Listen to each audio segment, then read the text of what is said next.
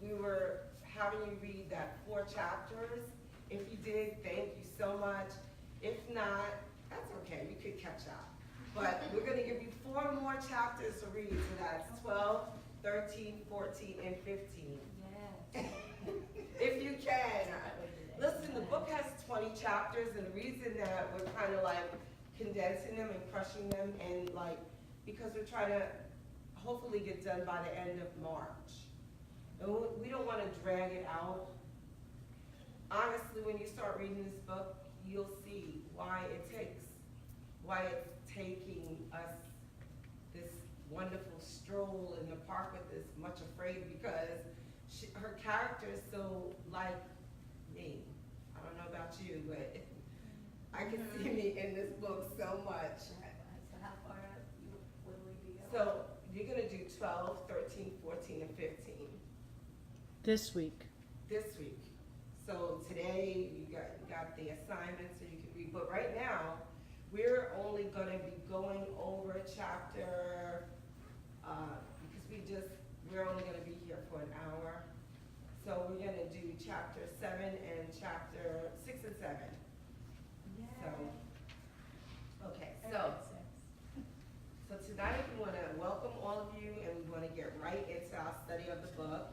We have some questionnaires which they already passed out, and I told you the chapters that we want you to read.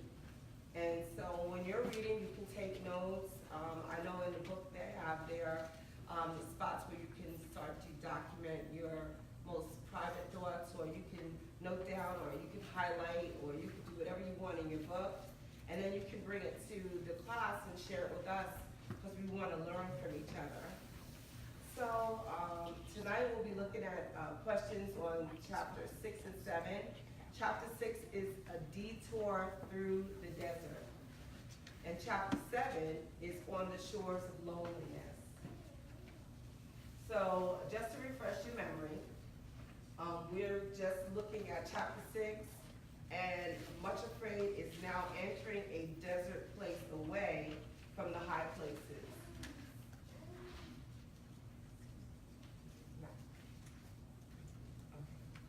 Thank you. I'll see in here. I'm sorry. Okay, so chapter 6, Much Afraid is entering into a desert place away from the high places, and she's feeling like she's been tricked or fooled by the shepherd. This pathway down to the desert is just that.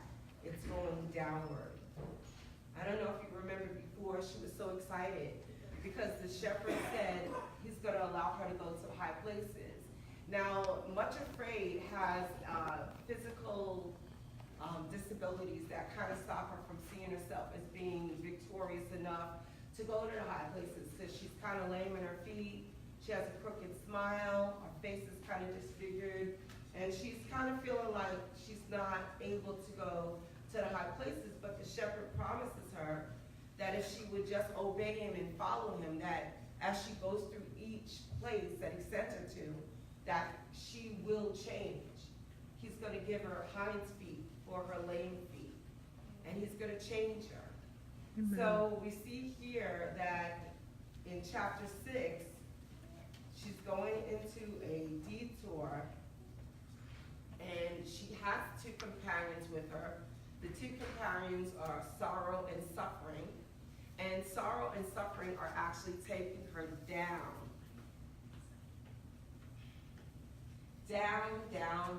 Downward, and she doesn't like it.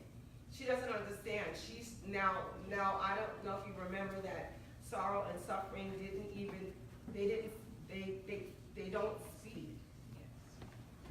So she doesn't know, like, she's speaking to them, but they're not speaking back to her. She's saying to them, no, why are you taking me down this way? I don't want to go this way. This is not what the shepherd meant.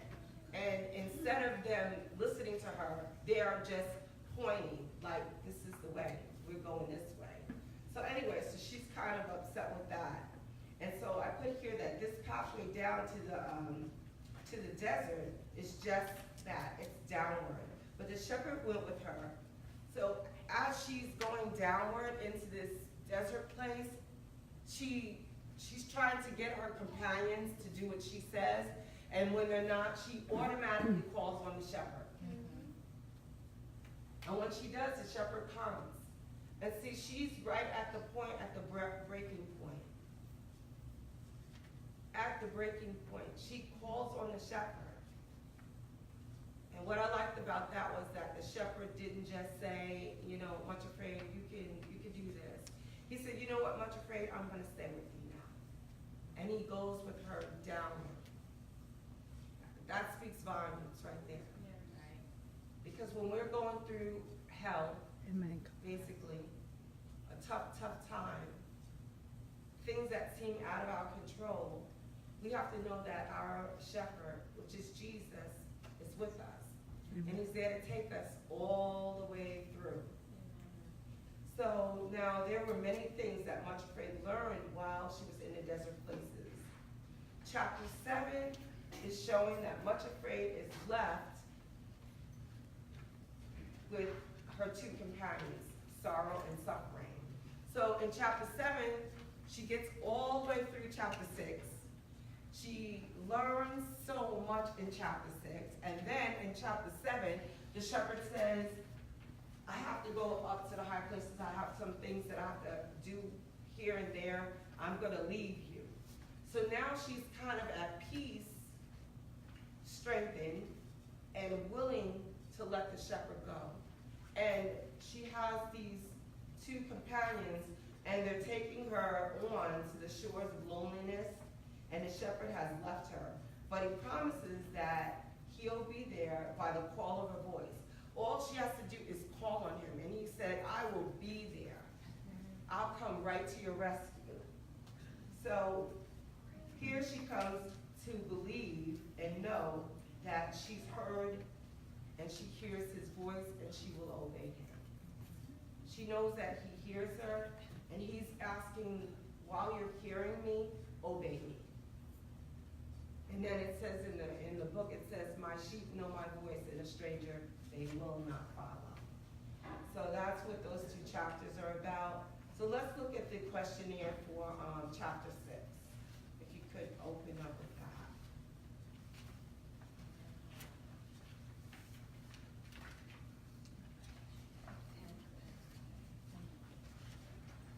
And before we do anything else, I just want to have us just say happy birthday to Lisa.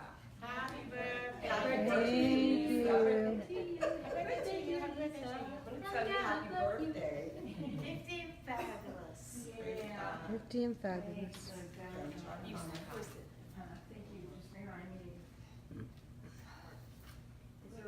On your questionnaires, I tried to place in there where the pages were.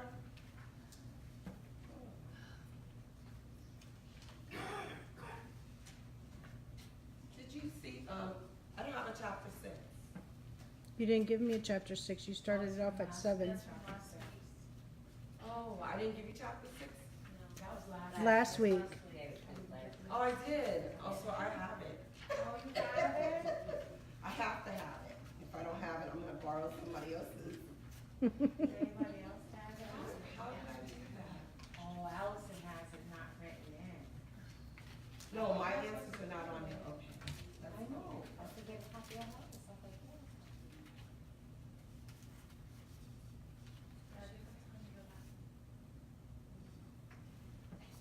It's okay. I know, I just found chapter 6 on it, and I was like, yay. Another milestone, okay. well, I tried to read it nap time, but you know what happens at nap time, right? The lights are out. Yes. And I'm like, oh my gosh, I have to read this book. And I'm so tired. Yeah, it's not good to read when you're tired. Okay, Sleepy. I'm trying. Oh, no, I'm gonna.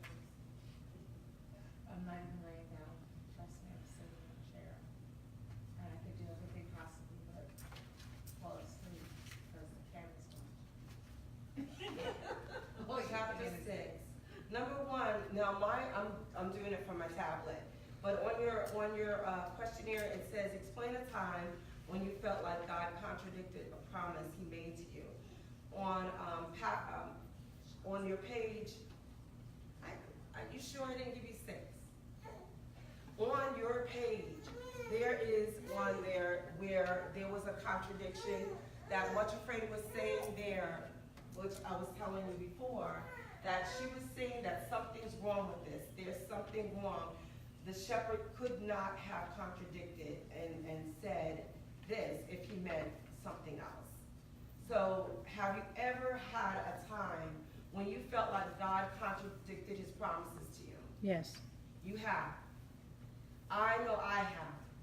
Especially when you're waiting for God to move for you. When you're waiting for God to deliver your husband. Or you're waiting for God to deliver your children. Or you're waiting for God to deliver, it is about deliverance. Yes. When you're waiting for God to do the impossible, you know you can't do it. And in the meanwhile, what I like about what Much Afraid was doing, she jumped up and she said, wait a minute here, there's a contradiction. And the contradiction came when sorrow and suffering started to take her down. She didn't want to go down. She wanted to go straight up to the high places. How many times do we want to go to the higher levels with God? We're not ready. We're not ready yet. We think we're ready, but we're really not ready. And a lot of this process where she was in chapter 6 was to show her that God was crushing her. Yes. That the shepherd wanted her to understand that what she was going to go through was a lot of suffering. She was going to have to give up a lot of things. And she didn't want that. So there are times when we feel like God made a promise to us, and then all of a sudden we're not even getting to the promise. We're getting something else, but God knows that that something else is good for us. And all of a sudden, we said, wait a minute, the book used the word contradiction. But if you understand what a contradiction means, it means somebody changed something on me. You know, I want to just turn to that page if I could. Hold on 1 minute. Does anybody remember reading that? Yes. Yes. Can you express what you read in there? Listen to this. This is what I picked up when I looked at that. She actually used this in defense. She said, but that's not what you said. Right. Do you ever challenge God like that? No. Some people do. Some people say to God, God, that's not what you said. Yes. Or we say to God, God, your word says this. Yeah. Like, who are you to say that to God? Nobody. To challenge God. Basically to say to God, God, I'm challenging you and you're contradicting yourself. But you know what? The shepherd was so faithful. He said to her, it's like a contradiction. He didn't actually say, I have contradicted myself. I'm not stable. I don't know what I'm doing. That's what basically she's saying. Did you want to say something? But it wasn't a contradiction, though. He never promised her that where he would take her to get to the high places. He did? Yeah. So it wasn't really a contradiction. Yeah, he didn't contradict.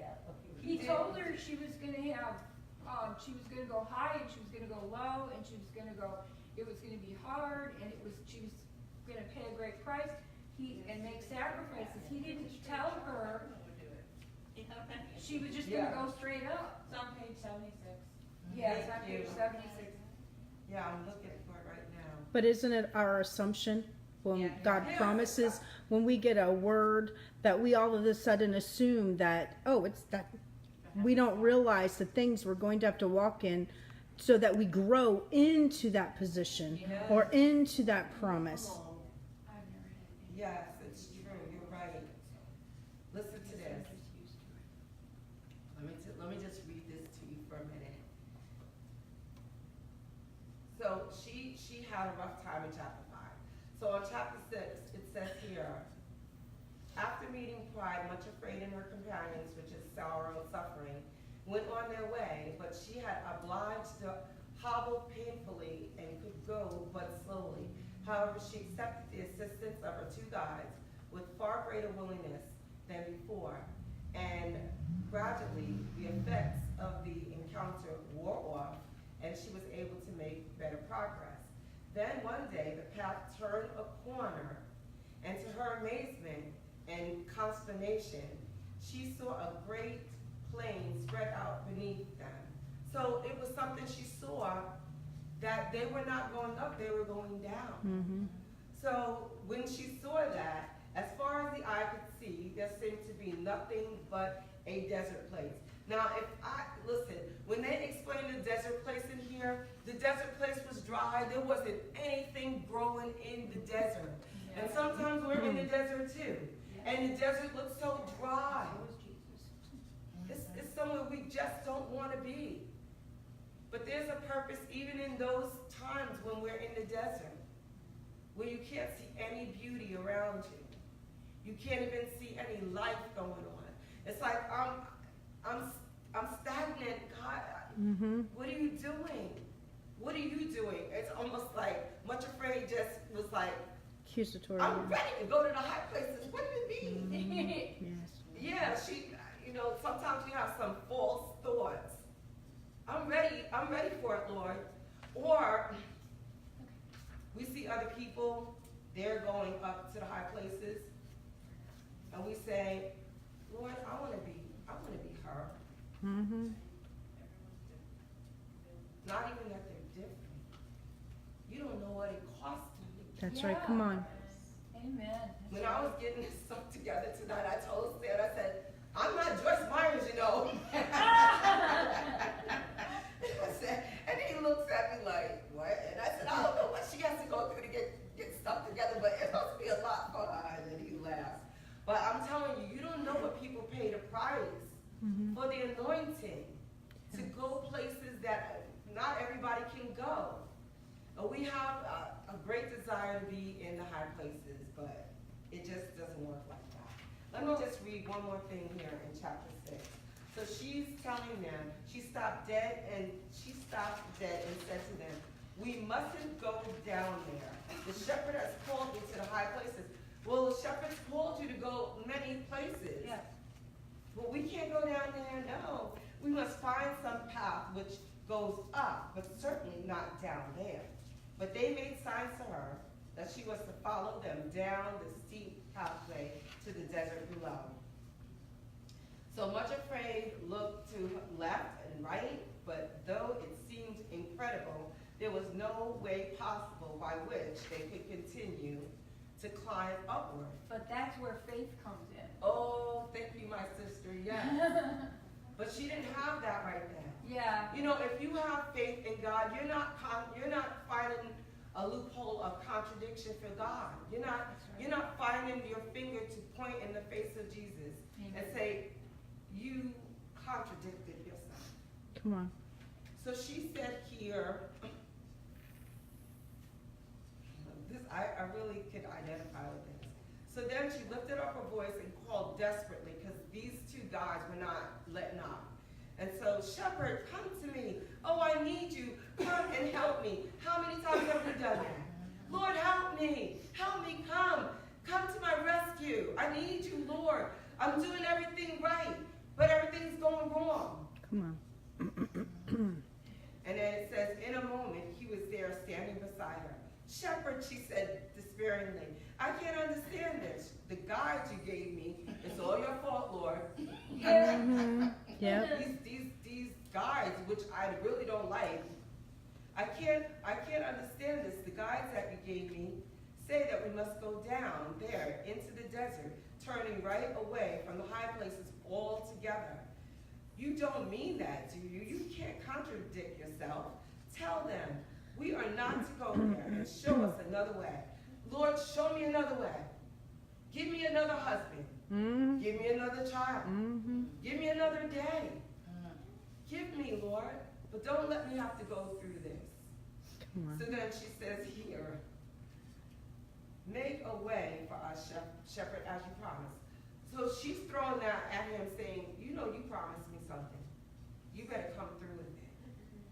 So he's saying to her, no, said the shepherd, it is not a contradiction, only a postponement for the best.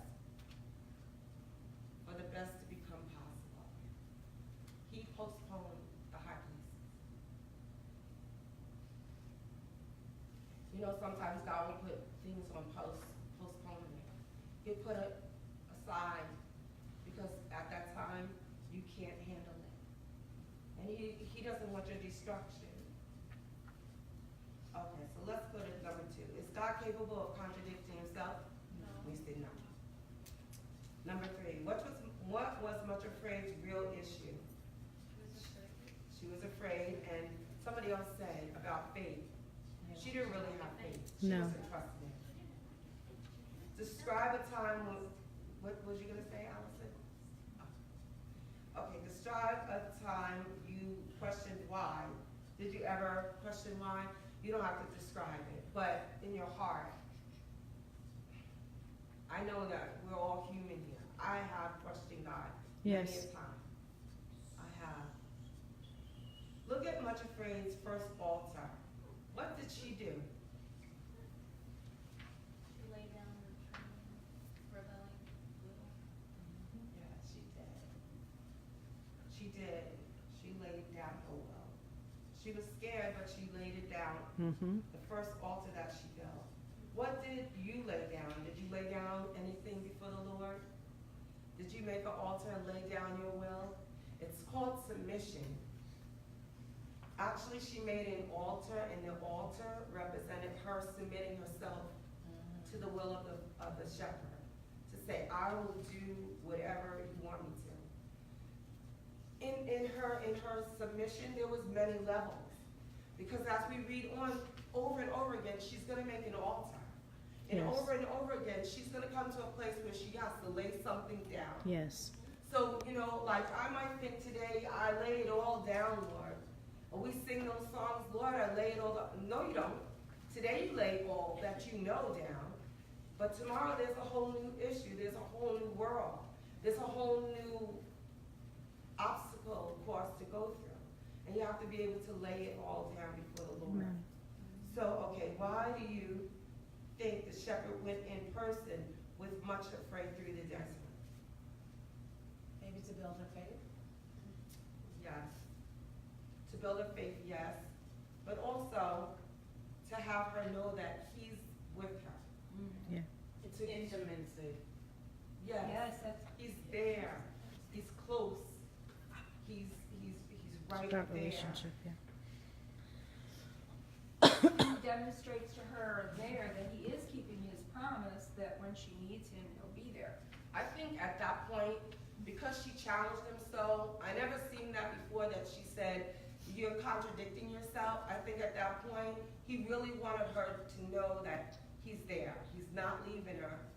And then in the desert place, there was places that he and she went to together, Yes. which Yes. needed personal Yes. It's building the explanation, relationship. revelation, intimacy, and a whole bunch of healing. Yeah. She had to have the shepherd close by. Yes. It wasn't like she had to like turn around and dash out and say, shepherd, come. He was right there. And as they went through the desert, he began to explain, well, this and this and this and this. And as he did that, she became enlightened. Yeah. And those revelations helped her in the next chapter. In the next chapter, okay. So, let me see here. Number 9, did you notice it seemed easier for her? Why do you think that was so? Well, it was easier. The shepherd was with her. She had a better revelation. Of the 3 processes in this chapter, there was the threshing, molding, refining with fire. Your current journey with the Lord. Did anybody read those chapters? Like, get into, it was the pyramids. And when it went into the pyramids. Yes, did I mark all that down? Yes. So when she went into the pyramid, there was different levels in the pyramid and different processes of refinement. And so this is saying, you know, you can answer this on your own. There was 3 processes, and Yes. then it says which one best describes your current journey. Look at that, really honestly. I know for a long time I didn't understand.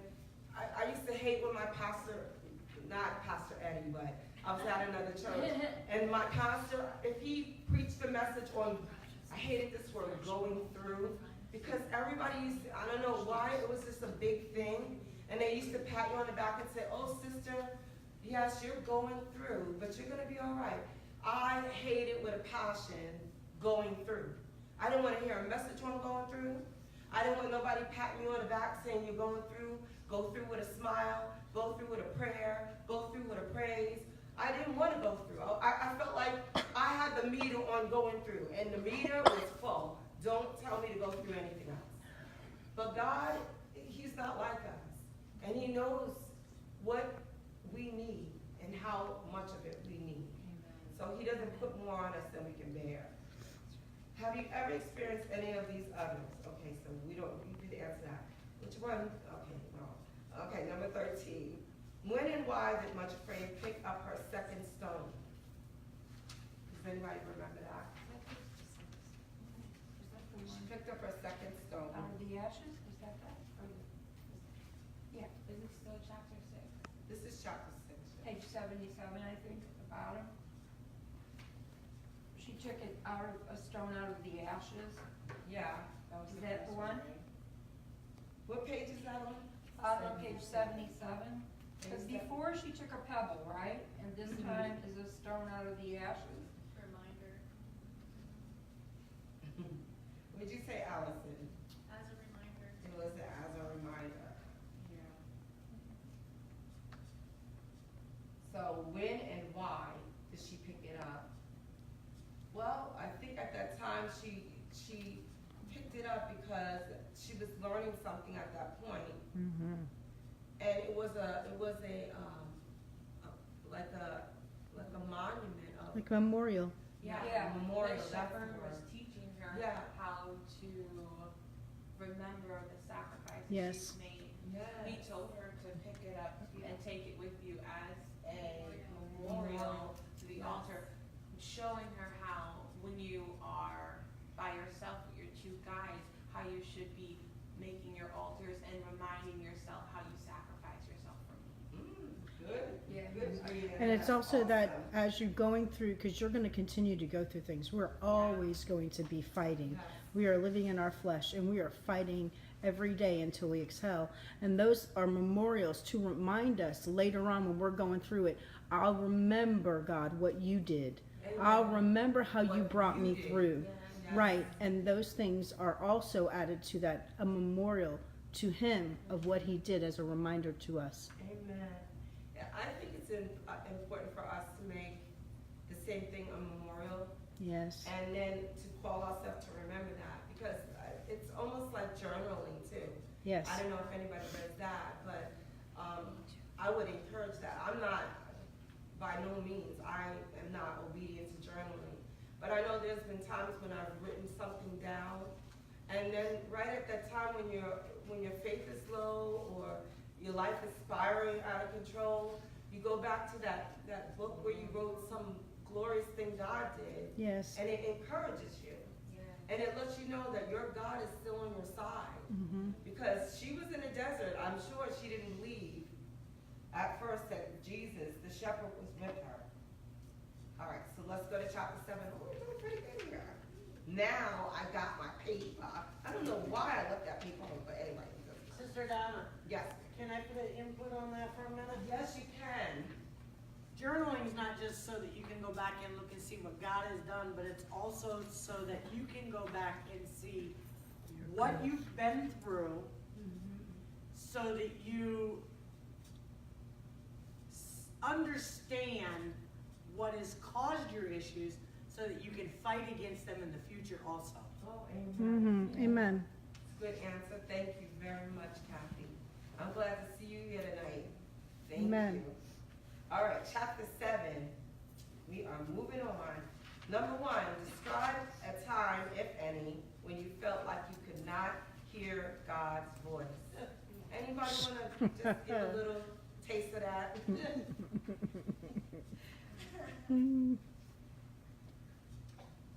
Anybody want to say something? I will. Go ahead, say something. This past week, we went to my mom's to spend time with her, and we drove 2.5 days to get there, and the night we got there, the next morning, she came into me and she said, I want you two to rest up today, and then I want you to leave tomorrow.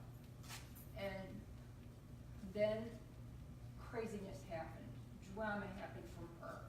And then she couldn't remember things, and we ended up taking her to the hospital. And it was, you know what, I hate to say this, it wasn't that I was looking for God to be there, it was that I think I forgot until I went to ask him, because I was so mortified, and I was afraid of my mother, you know. And so, you know, when you asked that question before, I'm afraid of God, I wouldn't question what he said, but this was, I was so afraid of my mother that I didn't go to the one person I should have. It was so horrible.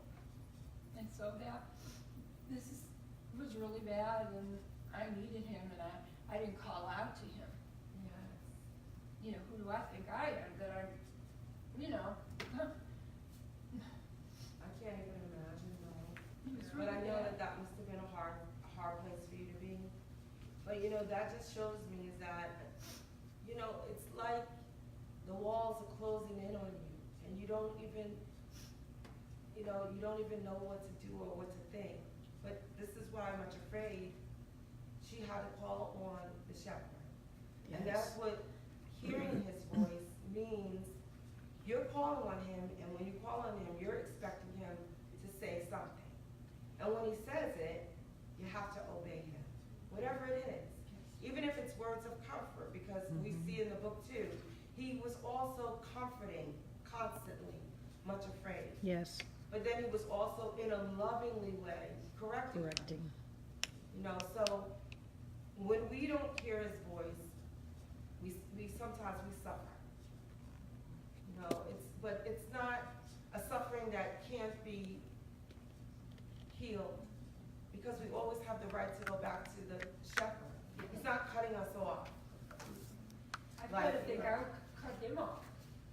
You know what I mean? I don't think he cut me off. I think I cut him off, not meaning to, But then the beauty of it all is that as soon as you recognize and you turn back, he's right there. Yes. You want to say something, sis? Yeah, I remember when we lived together, and we lived in New York. Oh, And there was a program that pulled my name to move into my own home, oh yeah. and to house me and my children, to help me to become self-sufficient. In the beginning, I was very nervous. I didn't understand, shouldn't I? I was very, very, very leery. And I got almost to the point of taking the program, I got really scared, and I said, no, thank you, I don't think that this is for us. Because where they were gonna place us, I didn't wanna be in the town. I wasn't in this town, but I was like, I didn't know where the house was. So it was one of those walk by blind faith, you don't know where it's at, and it could be a good place, a bad place. You don't really know where, because the town was not always in the right area. There's a lot of drugs could be there and things like that. So a couple of years passed by, and lo and behold, I got another letter in the mail from the same company telling me that they wanted to offer me another chance in taking part in their program.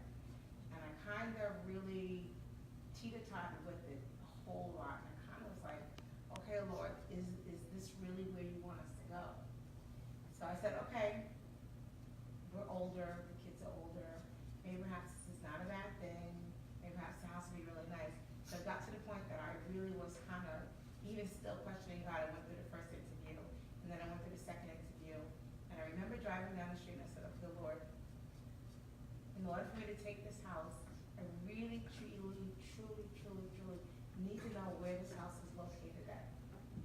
And I was driving down the street one day, and I stopped at a stop sign, and I clearly heard God say, look up, there's your house. And I looked up, and I looked over, and he said, there is your house. See, they don't tell you where you're moving to until you actually go in for your last final interview, and you sign your documents. So I wrote the address down, and I said, okay, house is nice, it's in a well area, it's right on the borderline of another school district, that's really nice. But I went in for the last interview, and they had all the papers laid on the desk, turning around and get something, I pulled the papers back, and that was the actual address of what the house was. And I said, That's okay, good. God, we can move into that house. Amen. So you Wow. hear his voice. He's faithful. Sure is. He is a faithful God. And I love how he does stuff. And he does it right. And that grew your faith, didn't it? Yeah. Yes, it did. It did grow your faith. It grew mine too. Listen, when God's growing your faith, it can't help but flourish and fall on somebody else. Amen. If you have people linked to you and they're watching you go in the desert and by the sea or the shores of loneliness, and then all of a sudden you start stepping up, you can't help what the people that are associated with you see. And they want what you're getting, even if it looks like you got tough times around you. So it's good that God knows what way to bring us. He really does. All right, so let's go on here. I was looking at, we're not gonna do number 3. Well, we could, but anyway, just think about this. Have you ever had a time when what God was asking you to do seemed crazy or impossible? Well, my sister kind of answered that. Did you obey anyway? And then it says why or why not. And that was on page 85 when he was saying here, Much Afraid was saying to the shepherd that she would obey him.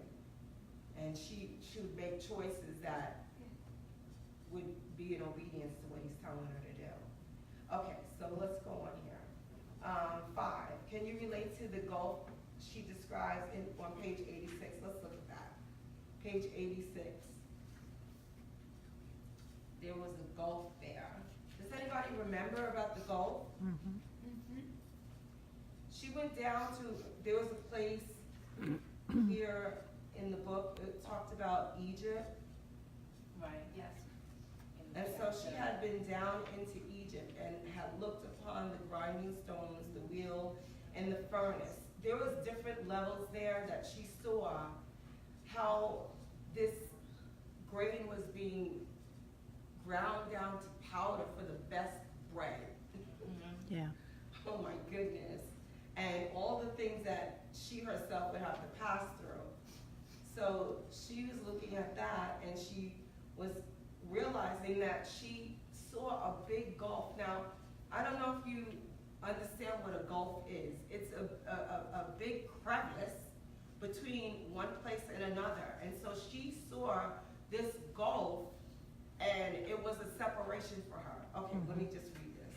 She had been down into Egypt and had looked upon the grinding stones, the wheel and the furnace, and knew that they symbolized an experience which she herself must pass through. Somehow, incredible as it was, she, much afraid, had been enabled to accept the knowledge and to acquiesce. Yeah. Well, that's the word. Means kind of take it in. Oh, let me say that. And take it in. There you go. And she knew within herself that with the acceptance, a gulf had opened between herself and her past life. So I can say this. I look back sometimes at my own life where I used to be. I wasn't out of the Lord. I was in church. There's such a big difference from where I used to be. I used to be It's much maturity. afraid. Yeah. I was so mentally messed up. If you knew me, if you see me smile on the outside, you really didn't know what was going on the inside. I struggled in my own person. Yeah. Who I was, what I was, where I was, what I had, where I lived. I struggled. And so right now, when I look back, it's not that I have more money than before. None of the material things matter. It's where I am with God. Amen. So here, Much Afraid sees that gulf. So she's saying here, and she knew within herself that with the acceptance, a gulf had opened between herself and her past, even between her past self, a gulf which could never again be closed. So she accepted change. Change had come. Yes. That's the time for celebration. Yes. It really is. she could look back across it to the green valley between the mountain and see herself there with the shepherd's workers feeding her little flock, preening before her relatives because she was scared of them, and going to the pool morning and evening to keep tryst with the shepherd. But it was looking at somebody else together. And she said to herself, I was that woman, but am not that woman now. So she saw that she had changed. It's such a liberating thing when you see the changes that the shepherd can make inside you. It just liberates you. It makes Amen. you feel so light. Yeah. Oh man, I don't know if anybody's ever been in bondage mentally and have God, the Spirit of God, deliver you, the Word of God deliver you. And then all of a sudden, you're delivered. Now, I want to just say this. Now, I know a lot of people know that I had a really tough marriage before, and I'm not saying anything bad. My husband that I had before Pastor said, I loved him. But I remember after my husband had passed away, many months later, I went somewhere, and a lady that used to attend the church that we went to, she stopped me. I didn't even remember her, and she said, Sister Donna? And I said, yes. And she said, you don't remember me? And I said, no. And she said, I used to go to that church. And then she said, what happened to you? And I said, what? And she said, something happened to you. You look different. You look so different. You look so, listen, sometimes when you're much afraid, being much afraid becomes all you know. You wear much afraid. You look like much afraid. You smell like much afraid. You are much afraid. Amen. But when the shepherd sets you free, sometimes you don't even realize you changed. Yes. Here comes somebody off the street to say, oh my God, ooh, what happened to you? You are different. And then I'm like, oh wow. And then the lady leaves me and I walk away and I'm like, oh Lord, I changed? And I was like, Lord, you must have changed me. We don't realize that the shepherd is working on us. He has a plan and a purpose. And what he's doing is good for us. Amen. Praise God. Okay, so let's go on here. So at number 5, it says, can we relate to the gulf that's described? I'm sure we can. How is much afraid looking at herself? On page 87. On page 87, she says, she did not understand how it happened, but what the shepherd had said had come to pass in her. For those who go down into the furnace, see, the furnace was there to perfect her. Those who go down into the furnace of Egypt and find there, she found a soul flower. Come on now. It was the flower of acceptance. Yes. She accepted herself. Yes. So those who find there the flower of acceptance come up, changed, and with the stamp of royalty. She's a princess. When I was going through, nobody could tell me I was a princess. I wouldn't have brought into that. You know why? Because my vision was distorted. All I saw was what I was going through. But here is much afraid. She still got the lame feet, still has a crooked mouth. Come on. Her face is distorted. She's still limping, but now she sees that she's changed, right? Yes. She's found this flower of acceptance, and it is true that much afraid did not feel at all royal, and certainly did not yet look it. Nevertheless, she had been stamped with the mark and would never be the same again. What stamp or mark have we been stamped with? Child of God.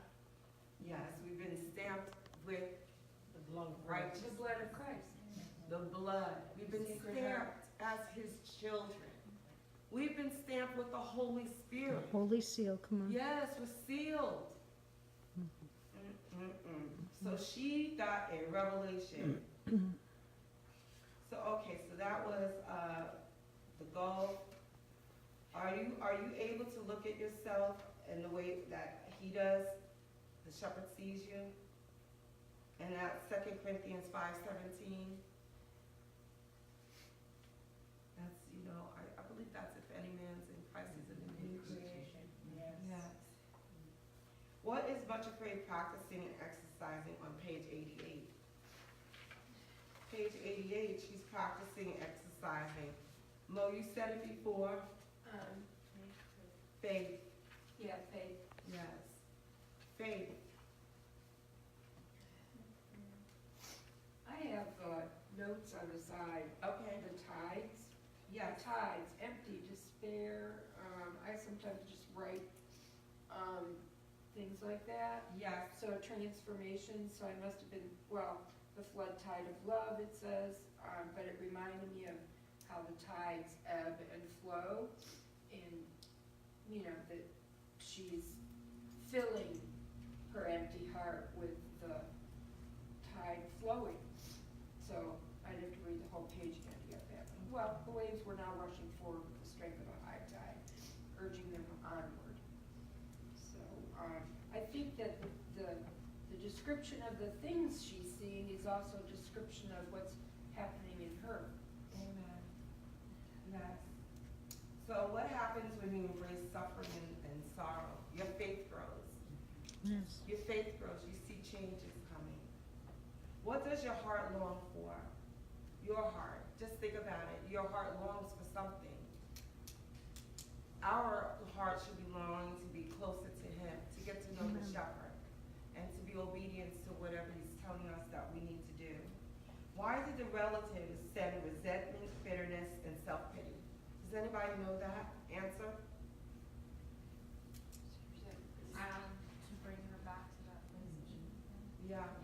Mm-hmm. To bring her back into subjection to those things. Yeah. What is the difference between resentment and bitterness? Does anybody know that answer? Resentment considers something that happens as an insult. Bitterness is being filled with animosity towards a circumstance, person, or something in that character.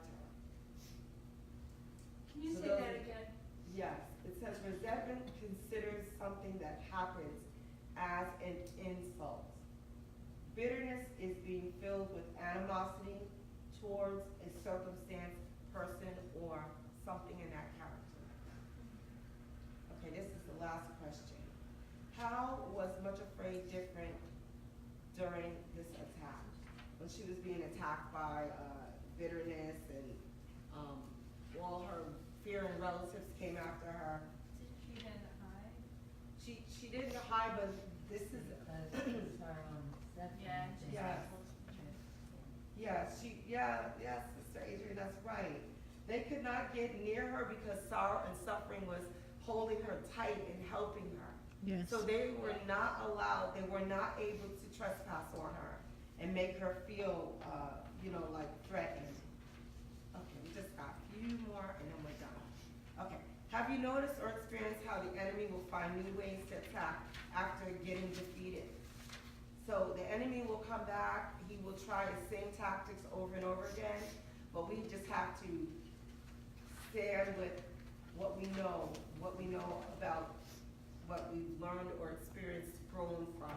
Well, he goes through the people you love sometimes, like he went through my mother. And he will use any And then these tactic. are these people that she knew from before, so Yes. the enemy just, to me, it reminds me of an octopus with their tentacles, and they're trying to get to you and they can't, and so they get through you, to you with their tentacles, even through people who you love.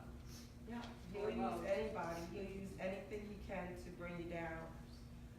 What were some of the accusations that the Pharisees made? So the accusations were that the shepherd just brought you here to leave you.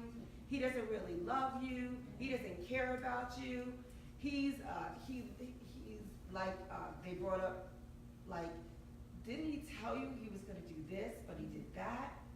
Can't you see he just wants you to be bruised and crushed and downtrodden so he can just embarrass you? Yeah. Yes. Well, and they were speaking to what she had already thought, which was that he had contradicted himself. Yes. They were trying to feed her mind with these lies. Okay, so what did the shepherd give for the enemy's persistence, much afraid's inability to get away from them? What was the reason that he said, because she asked him, why do you think I couldn't get away from them? Cause you opened the door, right? Yeah, she opened the door. No, at this point, Oh, at this point? yeah, Sister Adrian knows the answer. She actually forgot who she was. She forgot who she is, and she became impatient. Her whole impatience for the whole thing was Yes. just messed up. She just became impatient, and she didn't want to wait anymore. And this is on page 92. She was just more or less like, deep down inside, she was like, all right, this is enough of this. I want out. Mm-hmm. And she opened the door for these fearing family relatives to come back and torment her. Yes. She was the one. Okay, so the next two questions are for you guys. Do you ever get impatient with God? Yes, we do. Amen. What are some things you have had to wait on? You can answer that for yourself there. But we're gonna stop now, and that is number 7. And I would like you all to read the next 4 chapters. That is gonna be 12, 13, 14, and 15. And hopefully we'll be able to tie up the whole 20 chapters by the 25th of March. And that sounds like a lot. But we're gonna try to speed it up by you having those answer sheets. When we come back next week, y'all are gonna like, answer those questions without me even asking. Me, I answer. So anyway, so thank you so much. We are going to close the Bible study now. Anybody have any questions? Can we get the question? Yeah, for we have some chapters extras 4 and 5? tonight. I got Just meant last week. last week's questions. Yeah, we have some more this week for you. Okay. We have up to 11. Yeah. Yeah, but She's missing some. Missing last week. Oh, okay. Yeah. That's what she's asking for. Okay. Tanya gave me the ones for Okay, tonight. I'll get that to you. Okay. All right, let's all be dismissed. Father, in the name of Jesus, we just thank you, Lord. And as we dismiss, Father, we just thank you for the things we're learning. We thank you for your Holy Spirit. We thank you, Jesus. And we ask, Lord God, that you would give us travel mercy. In Jesus' name, amen. Amen. God bless.